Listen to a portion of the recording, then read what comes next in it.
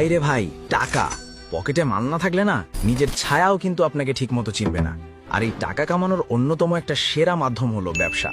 আমরা যখন বিভিন্ন ব্যবসা আইডিয়া দিই তখন আপনারা আমাদের প্রচুর মেসেজ দিয়ে বলেছেন, ভাই গ্রামের পণ্য অনলাইনে কিভাবে বিক্রি করব, ডেলিভারি করব কিভাবে, শুরু করব কোথা থেকে, কত টাকা পুঁজি লাগে, মার্কেটিং করব কিভাবে, ইত্যাদি ইত্যাদি অনেক প্রশ্ন।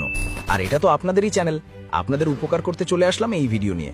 তবে হ্যাঁ, ভিডিওর একদম শেষে আপনাদের জন্য এমন একটা গোপন ট্রিক্স রেখেছি যেটা না জানলে আপনার অনলাইন বিজনেস শুরুতেই খাবি খেয়ে মুখ থুবড়ে পড়তে পারে। তাই চোখ একদম স্ক্রিনে আটকে রাখুন।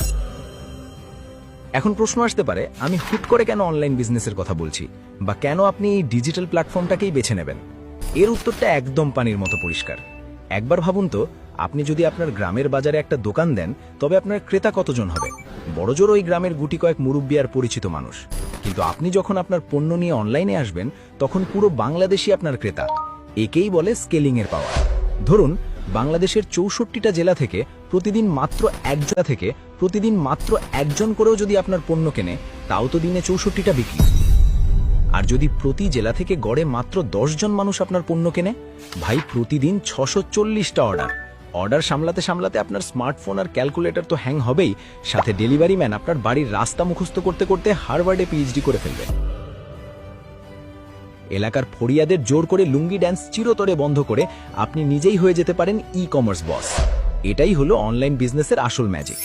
একবার ঠান্ডা মাথায় শহরের মানুষগুলোর কথা চিন্তা করে দেখুন তো, তারা এসি রুমে বসে হাজার হাজার টাকা ইনকাম করছে ঠিকই, কিন্তু দিন শেষে বাজারের ফরমালিন মেশানো সবজি, প্লাস্টিকের চাল, ইটের গুঁড়ো মেশানো মশলা আর কেমিক্যালযুক্ত ফল খেয়ে তাদের অবস্থা একদম ছেঁড়া বেড়া।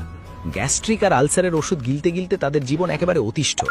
খাঁটি জিনিস খাওয়ার জন্য তারা রীতিমতো হাহাকার করছে, পকেট ভর্তি টাকা নিয়ে বসে আছে, কিন্তু ভরসা করার মতো কোনো জায়গা পাচ্ছে না। আর ওদিকে আমাদের গ্রামের অবস্থা কি? বাড়ির উঠোনে গাছে গাছে সতেজ আম পেকে ঝরে পড়ছে, মাঠে খাঁটি সরিষা হাওয়ায় দুলছে, আর গোয়ালের দুধ বালতি উপচে পড়ছে। কিন্তু সমস্যা হলো, গ্রামে এসবের কোনো দাম নেই।